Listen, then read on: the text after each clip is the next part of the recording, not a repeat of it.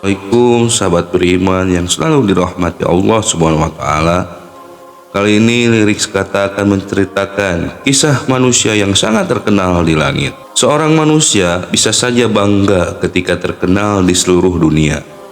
Namun, hal itu tidak menjadi jaminan dirinya terkenal di antara penduduk langit.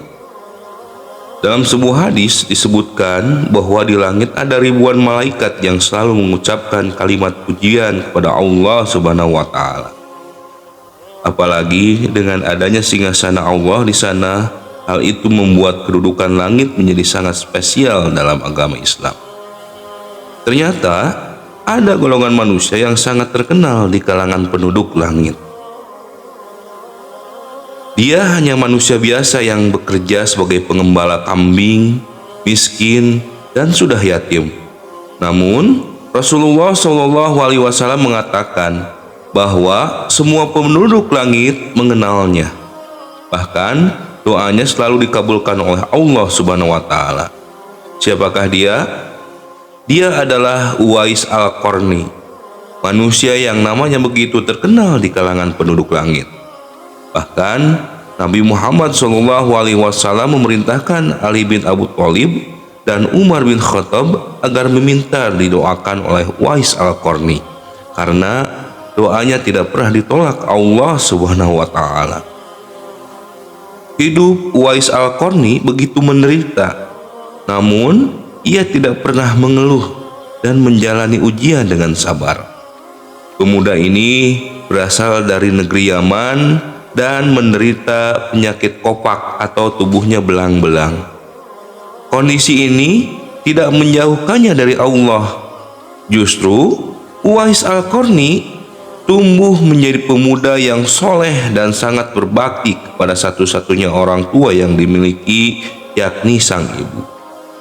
Ternyata kondisi ibunya tidak kalah memprihatinkan.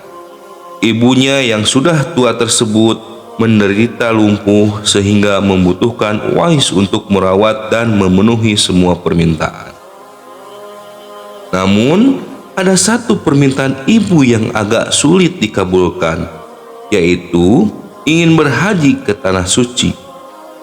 Bagaimana mungkin Uwais yang miskin itu mampu memberangkatkan sang ibu berhaji, sementara untuk bisa sampai ke sana harus melewati gurun pasir tandus yang panas dengan perbekalan yang tidak sedikit.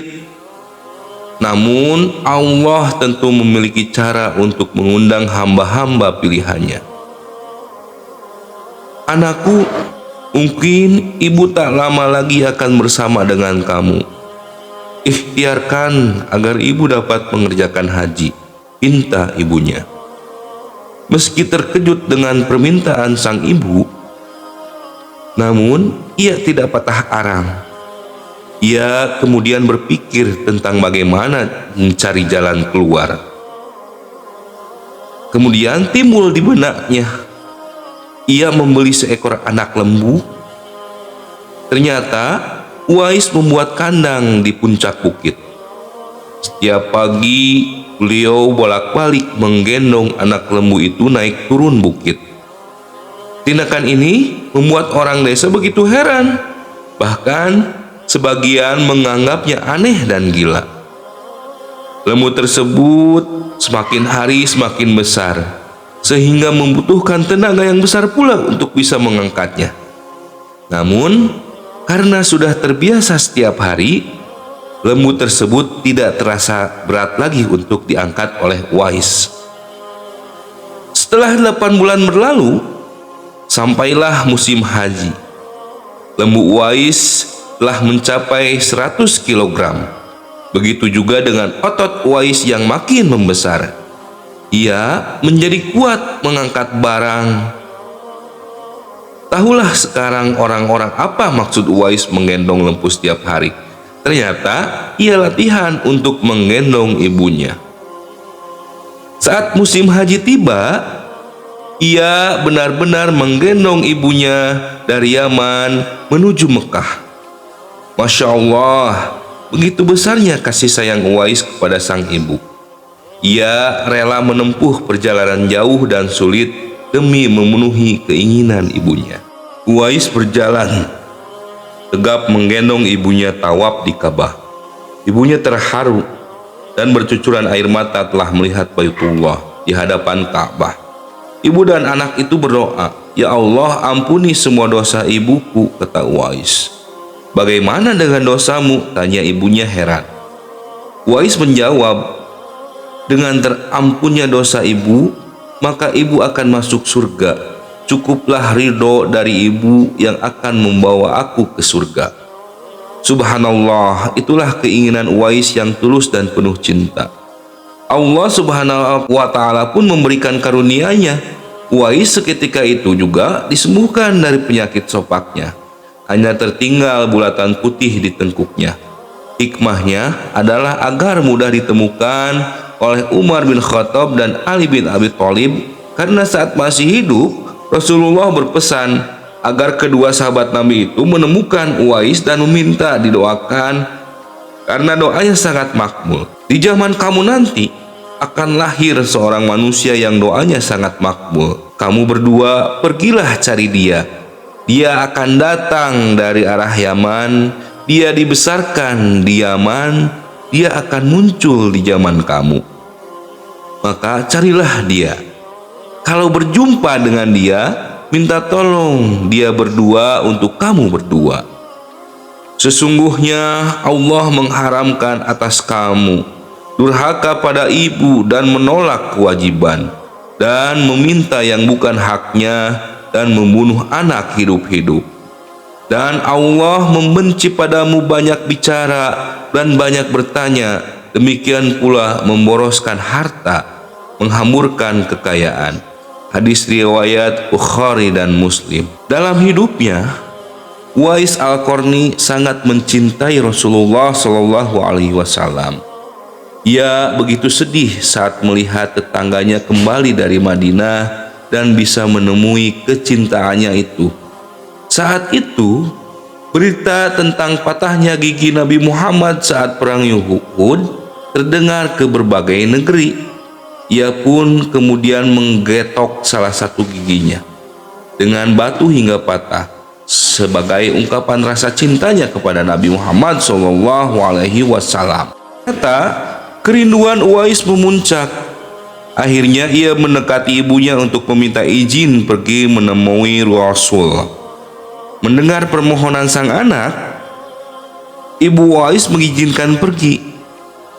"Pergilah wahai Uwais anakku, temuilah Nabi di rumahnya, dan bila telah berjumpa dengan Nabi, segeralah engkau kembali pulang." Hati Uwais begitu gembira. Ia segera berkemas dan meninggalkan Yaman. Namun, ia terlebih dahulu mempersiapkan segala kebutuhan sang ibu, serta berpesan kepada tetangganya agar dapat menemani ibunya selama ia pergi. Sesudah berpamitan sembari mencium ibunya, berangkatlah Uwais Al-Qarni menuju Madinah. Perjalanan pun dimulai. Jauhnya Madinah ternyata tidak menyurutkan niatnya. Setelah sampai di Madinah, sampailah Uwais di rumah Nabi. Sayang, pada saat itu Nabi tengah dalam peperangan dan hanya ditemukan Aisyah radhiyallahu anhu. Betapa kecewanya hati Uwais. Dari jauh ia datang untuk berjumpa langsung dengan Nabi Shallallahu Alaihi Wasallam, tetapi Nabi Shallallahu Alaihi Wasallam tidak dapat dijumpainya. Dalam hati Uwais Al-Qarni bergolak, perasaan ingin menunggu kedatangan Nabi ini. Tapi kapankah Nabi pulang? Sedangkan masih terngiang di telinganya pesan ibunya yang sudah tua dan sakit-sakitan itu agar ia cepat pulang ke Yaman. Akhirnya, karena ketaatannya kepada ibunya, pesan ibunya mengalahkan suara hati dan kemauannya untuk menunggu dan berjumpa dengan Nabi Shallallahu Alaihi Wasallam. Karena hal itu tidak mungkin, Uwais Al-Qarni dengan terpaksa pamit kepada Siti Aisyah radhiyallahu anhu untuk segera pulang kembali ke Yaman. Dia hanya menitipkan salamnya untuk Nabi Shallallahu Alaihi Wasallam. Setelah itu, Uwais Al-Qarni pun segera berangkat, mengayunkan langkahnya dengan perasaan amat haru. Setelah peperangan usai, Nabi Muhammad SAW kemudian kembali ke Madinah. Sesampainya di rumah, Nabi bertanya kepada Siti Aisyah perihal siapa yang datang mencarinya. Nabi mengatakan bahwa Uwais Al-Qarni, anak yang taat kepada ibunya, adalah penghuni langit. Mendengar perkataan Nabi SAW, Siti Aisyah radhiyallahu anhu, para sahabatnya pun tertegun. Menurut keterangan Siti Aisyah radhiyallahu anhu, memang benar ada yang mencari Nabi dan segera pulang kembali ke Yaman karena ibunya sudah tua dan sakit-sakitan, sehingga ia tak dapat meninggalkan ibunya terlalu lama. Nabi Muhammad SAW melanjutkan keterangannya tentang Uwais Al-Qarni pada para sahabatnya.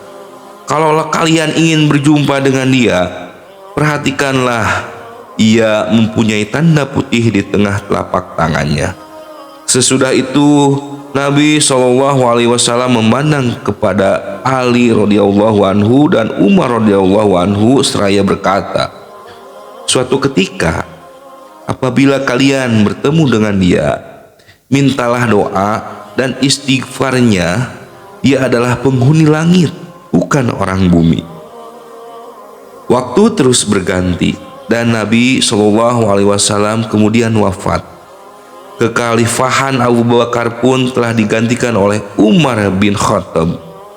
Suatu ketika Khalifah Umar teringat akan sabda Nabi SAW tentang Uwais Al-Qarni, yaitu si penghuni langit.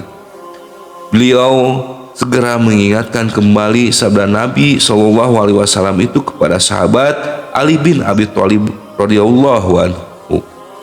Sejak saat itu, setiap ada kabilah yang datang dari Yaman, Khalifah Umar dan Ali selalu menanyakan tentang Uwais Al-Qarni.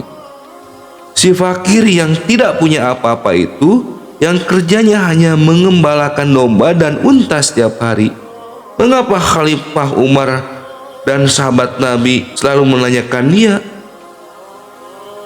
Rombongan khalifah dari Yaman menuju Syam silih berganti membawa barang dagangan mereka. Suatu ketika Uwais Al-Qarni turut bersama mereka. Rombongan khalifah itu pun tiba di kota Madinah. Melihat ada rombongan khalifah yang baru datang dari Yaman, segera Khalifah Umar dan Ali mendatangi mereka dan menanyakan apakah Uwais Al-Qarni turut bersama mereka. Rombongan kafilah itu mengatakan bahwa Uwais Al-Qarni ada bersama mereka. Dia sedang menjaga unta-unta mereka di perbatasan kota. Mendengar jawaban itu, Khalifah Umar dan Ali segera pergi menjumpai Uwais Al-Qarni. Sesampainya di kemah tempat Uwais berada, Khalifah Umar dan Ali memberi salam, tapi rupanya Uwais sedang sholat. Setelah mengakhiri sholatnya dengan salam, Uwais menjawab salam Khalifah Umar dan Ali sambil mendekati kedua sahabat Nabi SAW ini dan mengulurkan tangannya untuk bersalaman. Sewaktu berjabatan, Khalifah Umar dengan segera membalikan tangan Uwais untuk membuktikan kebenaran tanda putih yang berada di telapak tangan Uwais. Seperti yang pernah dikatakan oleh Nabi SAW, memang benar, tampaklah tanda putih di telapak tangan Uwais Al-Qarni. Wajah Uwais Al-Qarni tampak bercahaya. Benarlah seperti sabda Nabi bahwa dia itu adalah penghuni langit. Khalifah Umar dan Ali menanyakan namanya dan dijawab Abdullah. Mendengar jawaban Uwais, mereka tertawa dan mengatakan, kami juga Abdullah, yakni hamba Allah. Tapi siapakah namamu yang sebenarnya? Uwais kemudian berkata, nama saya Uwais Al-Qarni. Dalam pembicaraan mereka, diketahuilah bahwa ibu Uwais Al-Qarni telah meninggal dunia. Itulah sebabnya ia baru dapat turut bersama rombongan kafilah dagang saat itu. Akhirnya, Khalifah Umar dan Ali memohon agar Uwais membacakan doa dan istighfar untuk mereka. Uwais enggan dan dia berkata kepada khalifah, "Sayalah yang harus meminta doa pada kalian." Mendengar perkataan Uwais, khalifah pun berkata, "Kami datang ke sini untuk memohon doa dan istighfar dari Anda, seperti yang dikatakan Rasulullah sebelum wafatnya." Karena desakan kedua sahabat ini, Uwais Al-Qarni akhirnya mengangkat tangan, berdoa dan membacakan istighfar. Setelah ibu Khalifah Umar radhiyallahu anhu berjanji untuk menyumbangkan uang negara dari Baitul Mal pada Uwais untuk jaminan hidupnya, segera saja Uwais menampik dengan berkata, "Hamba mohon supaya hari ini saja hamba diketahui orang. Untuk hari-hari selanjutnya biarlah hamba yang fakir ini tidak diketahui orang lagi." Beberapa tahun kemudian, Uwais Al-Qarni meninggal dunia. Namun ada yang janggal. Ketika penghuni langit ini wafat, ada begitu banyak orang yang datang tanpa diketahui asalnya.